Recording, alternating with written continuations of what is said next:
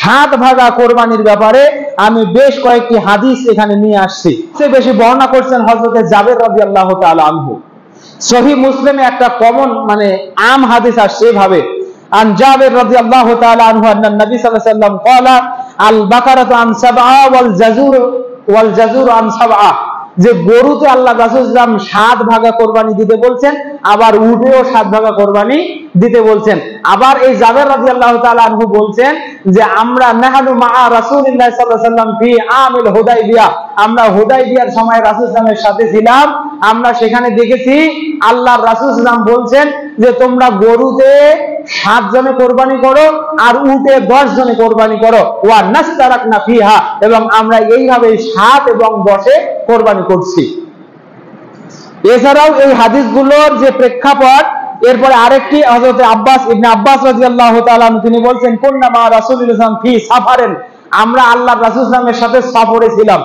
একটা হলো হুদাইবিয়ার ময়দান, মদিনা থেকে প্রায় 80 মাইল দূর। কয় মাইল? 80 মাইল দূর, মক্কা মদিনার মাঝামাঝি এই হুদাইবিয়ার প্রান্তর, যেখানে বাইতুর বায়াতুর রিদওয়ান হয়েছে। আল্লাহ তাআলা সূরা ফাতহের ভিতরে হুদাইবিয়ার বিস্তর কথা নিয়ে আসছেন, ওটাও সফর। ইবনে আব্বাস হযরত আব্দুল্লাহ বিন আব্বাস রাদিয়াল্লাহু তাআলা আনহু বলছেন যে আমরা রাসূল সাল্লাল্লাহু আলাইহি ওয়াসাল্লামের সাথে সফরে ছিলাম। ফা হাদারাল আযহা, সেই সময় ঈদুল আযহা যখন আসলো, ফাস্তারাকনা ফিল বাকারাতে সাবা ওয়া ফিল বাঈর 10, আমরা গরুতে 7 ভাগে এবং উটে 10 ভাগে কোরবানি করছি। এই হাদিস তিরমিজির 1501 নম্বরে আসছে।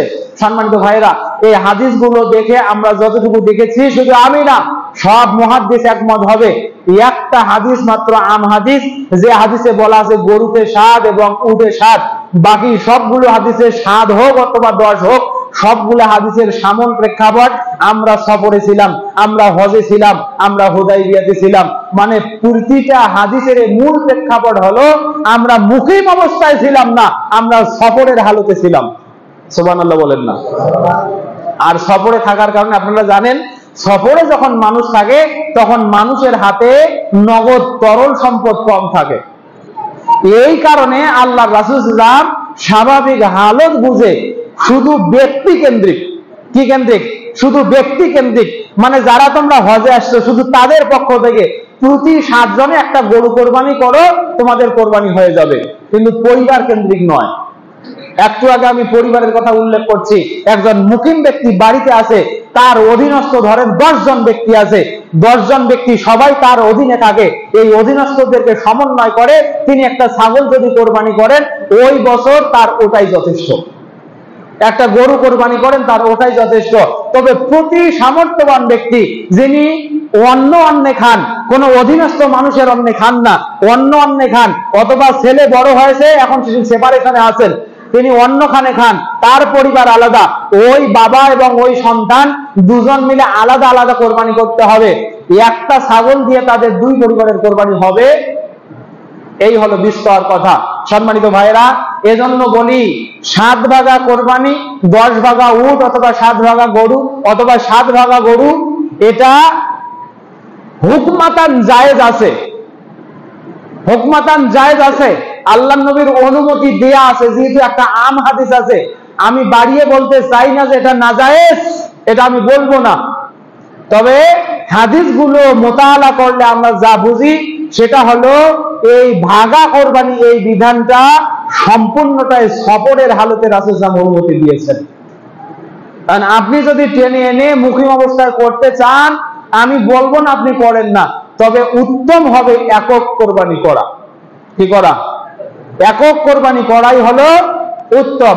তাছাড়া ইংরেজিতে একটা কথা আছে, মেনি ম্যান মেনি মাইন্ড, যত মানুষ তত মত, যত মানুষ তত হৃদয়, আর যত হৃদয় আল্লাহর কাছে এক একটা হৃদয় এক এক রকম। সুতরাং আপনার নিয়তের সাথে তার নিয়ত নাও মিলতে, একটাই তো গরু, কোন জায়গাকে পবিত্র করবেন আর কোন জায়গা অপবিত্র থাকবে সেটা একটু দেখেন ভেবে। আল্লাহ রাব্বুল আলামিন আমাদেরকে কোরবানির মাসালাগুলো সামনে রেখে কোরবানি করার তৌফিক দান করুক। সর্বোচ্চ আমরা এখানে বিবেচনা করব আমাদের হৃদয়, এবং আমরা যেন সেটাকে সন্তানের পরিবর্তক হিসাবে সেই খুলুস, সেই ইখলাস, সেই খুশুসিয়াত নিয়ে তার গলায় ছুরি চালাতে পারে। আল্লাহ তাআলা আমাদের সে তৌফিক দান করুক। আল্লাহুম্মা আমিন।